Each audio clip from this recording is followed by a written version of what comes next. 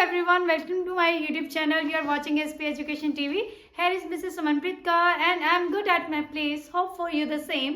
So जिस Q card के बारे में आज हम बात करने जा रहे हैं वो न्यू PDF जो फर्स्ट वर्जन अभी आया है जैन टू अप्रैल का, उसका 4th क्यू कार्ड है। तो अगर जब फाइनल वर्जन आएगा जहाँ जैसे लॉन्च होती रहती हैं PDF, तो उसके हिसाब से ये आगे पीछे हो सकता है। Then you can search by the its name. So चलिए स्टार्ट करते हैं। Describe a course that impressed you a lot. ठीक है, आपने कोर्स के बारे में बताना है जिस कोर्स ने आपको इम्प्रेस किया था। What the course was about, course किसके बारे में था। Where you took the course, कहाँ पे आपने वो कोर्स लिया था। What you did during the course, आपने उस कोर्स के रिगार्डिंग क्या किया था। And explain why it impressed you a lot, और एक्सप्लेन करना है कि इस कोर्स ने आपको इम्प्रेस क्यों किया था। सो यहाँ पे जो आपकी जनरल लाइन होगी वो आपकी हो सकती है एक पर्सन के रिगार्डिंग, आप अपने बारे में बोल सकते हो कि आप कैसे पर्सन हो। जैसे हम जनरल लाइन स्टार्ट कर सकते हैं, well I am an innovative person. Innovative person वो होता है जिसको क्यूरियोसिटी होती है कुछ ना कुछ न्यू सीखने की, और उसको मतलब होता है कि कोई ना कोई जहाँ तो कोई चीज न्यू की जाए, जहाँ कोई चीज एक्सप्लोर की जाए। तो आप बोल सकते हैं well I am an innovative person. I love to explore distinct things to enhance my knowledge. तो मैं एक्सप्लोर जो है वो डिफरेंट चीजें करना चाहता हूँ, मुझे पसंद है अपनी नॉलेज को इनहांस करने के लिए, कहने का मतलब नॉलेज बढ़ाने के लिए। And wants to excel in this competitive era, और मैं चाहता हूँ कि मैं जो है प्रोफिशिएंट हो जाऊँ जहाँ किसी चीज में, इस कॉम्पिटिटिव एरा में। कहने का मतलब जो ये कॉम्पिटिटिव एरा, जो ये दौर चल रहा है कंपटीशन का, इस दौर में मैं एक्सेल हो सकूँ। एक्सेल का मतलब होता है बी प्रोफिशिएंट इन समथिंग। ठीक है, किसी काम में प्रोफिशिएंट होना, अच्छे होना, गुड होना। तो ऐसी आप जनरल लाइन यहाँ पे बना सकते हो। सो उससे नेक्स्ट आप बोल सकते हो, here I would like to talk about a course that impressed me a lot. तो आज मैं बात करने जा रहा हूँ उस कोर्स के बारे में जिस कोर्स ने मुझे बहुत ज्यादा इम्प्रेस किया था। Last year I took culinary course of 6 months। Last year मैंने कुकिंग कोर्स लिया था। कुकिंग को आप culinary बोल सकते हो, जो कि 6 मंथ का था in one of the reputed institute of my locality. और वो जो मैंने एडमिशन ली थी वो मैंने बहुत ही ज्यादा reputed इंस्टीट्यूट में ली थी जो मेरी ही लोकेलिटी में था। सो उससे नेक्स्ट हम करेंगे आई विविडली रिमेम्बर, जहाँ बोल सकते हो I vividly reminisce. Last year there was my mother's birthday, कि लास्ट ईयर मेरे मदर का बर्थडे था। I wanted to surprise her by making a birthday cake. तो मैं उन्हें एक बर्थडे केक जो था वो बना के उनको सरप्राइज करना चाहता था। As I did not have gifted hand in cooking और बेकिंग, जैसे कि मेरा गिफ्टेड हैंड नहीं था कुकिंग और बेकिंग में, मैं इतना ज्यादा एक्सपर्ट नहीं था। Did not have gifted hand मतलब एक्सपर्ट ना होना। I watched ample videos on YouTube regarding this, मैंने बहुत सारी वीडियोस देखी फिर इसके रिगार्डिंग, क्योंकि मुझे नहीं पता था कैसे कुक और बेक करना है। Finally after a lot of endeavours, कि एफर्ट्स इतने लगाने के बाद I was able to make a cake. तो मैं जो केक है वो बनाने के काबिल हो गया था। Surprisingly the cake was very delectable and mouth watering. Surprisingly क्या हुआ कि जो केक था वो बहुत ही ज्यादा टेस्टी था। उसकी जगह पे आप डिलेक्टेबल भी बोल सकते हो और पैलेटेबल भी बोल सकते हो। दोनों का मतलब होता है डिलीशियस, टेस्टी और माउथ वाटरिंग। माउथ वाटरिंग का मतलब ये होता है स्क्रम्पियस, ठीक है, डिलीशियस होना, कोई चीज देख के ही उसको खाने का मन करना। My mother felt inner gratification because I did it very well. मेरे मदर ने इनर ग्रेटिफिकेशन फील की। ग्रेटिफिकेशन का मतलब होता है satisfaction.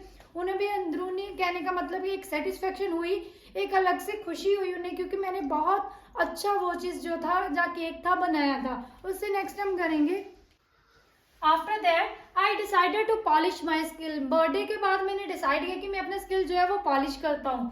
One of my friend recommended me a cooking course of 6 months। मेरे एक फ्रेंड ने रिकमेंड किया एक कुकिंग कोर्स जो सिर्फ 6 month का था। Luckily that course was available in an institute of my locality. Luckily वो कोर्स मेरे जो लोकेलिटी का इंस्टीट्यूट था उसी पे अवेलेबल था।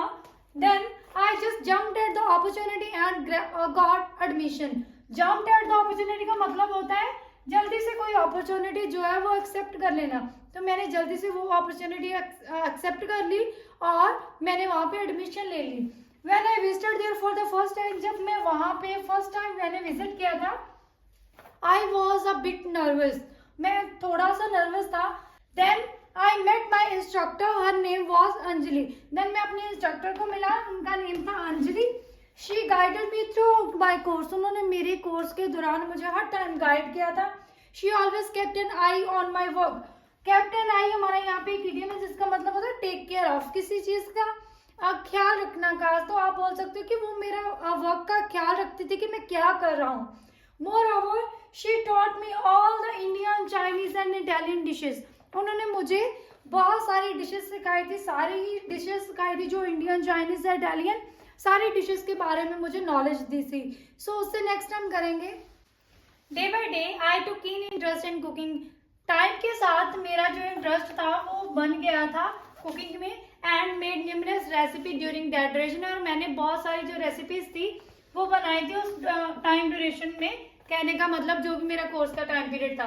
बिकॉज ऑफ हर गाइडेंस, अपने जो मेरे इंस्ट्रक्टर थी उनकी गाइडेंस से, today I know all the ropes of this domain.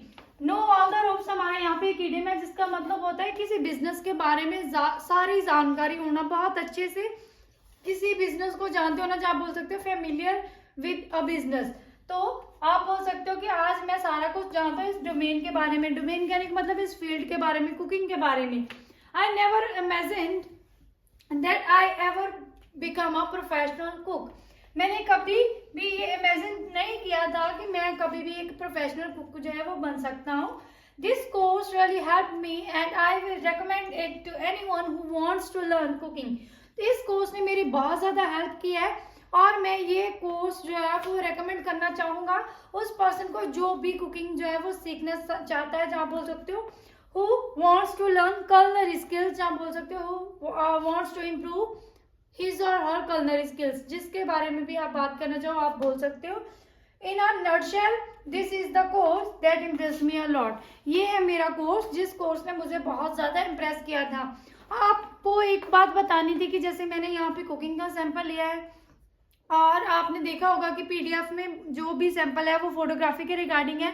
तो यहाँ पे आप कोई भी कोर्स की बात कर सकते हो, चाहे वो पेंटिंग का कोर्स क्यों ना हो, ठीक है, पेंटिंग का कोई कोर्स ले सकते हो, कोई एडिशनल अदर कोर्स ले सकते हो जैसे आपकी जो भी स्टडी के साथ रिलेटेड हो, जिसमें आप इंटरेस्टेड हो। It may be like related to their science stream या कुछ भी ऐसा कोर्स भी कोई आप चाहो तो ले सकते हो। सो चलिए अब हम नेक्स्ट करते हैं इसके follow up questions. First question is why do some people have a better memory. क्यों लोगों की कुछ लोगों की जो है वो मेमोरी जो है वो बेटर होती है। तो आप इसका आंसर कर सकते हो well it's quite adverse to understand why few masses have sharp memory than other.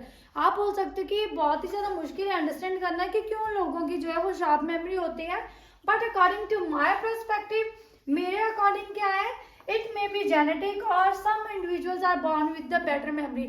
हो सकता है कि ये जेनेटिक हो कि जिसके फादर्स की फोर फादर्स की मेमोरी बहुत शार्प है, उनके बच्चों की भी शार्प हो, या हो सकता है कि कुछ लोग जो है वो शार्प मेमोरी के साथ ही पैदा होते हैं। तो उसके अलावा आप बोल सकते हो apart from this I can say that brain is the crucial part of human body. मैं बोल सकता हूँ कि जो ब्रेन है वो इम्पॉर्टेंट पार्ट है ह्यूमन बॉडी का। As much as it used it become sharp. जितना ही ज्यादा ये यूज होता है उतना ही ज्यादा ये शार्प होता जाता है। तो आप ऐसे करके इस क्वेश्चन का आंसर जो है वो कर सकते हो। उससे नेक्स्ट हम करेंगे second question is which can help people remember things better, words और फोटोज।